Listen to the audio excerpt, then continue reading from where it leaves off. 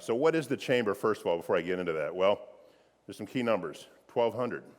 That's the number of businesses who are members of our organization.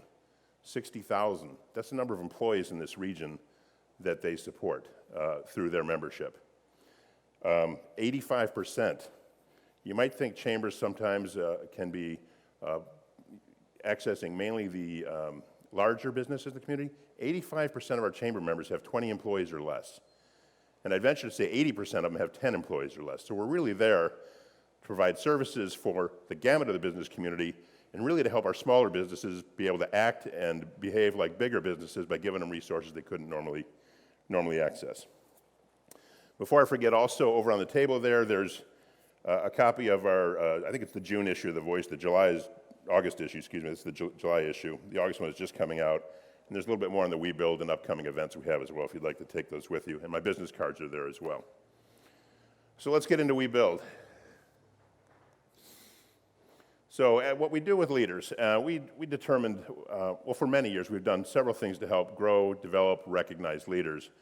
But the past 2 or 3 years ago, we identified that in our community we're having a gap grow in leaders in our community, whether it's in not-for-profits, whether it's in your own business, whether it's out in the community.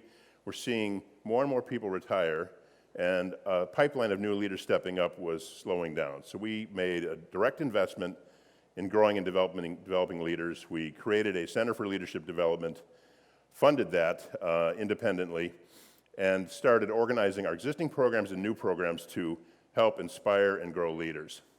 So within what we do with leadership development, just covering a few of those, we obviously recognize our 40 leader under 40 during periods of time over the next several years. We have our Lead 360 Executive Women's Leadership Group made up of people who are executive level women in larger employers as well as business owners as well. So they network and meet throughout the course of the year and have top level speakers to come talk to them about ways to grow and develop themselves professionally.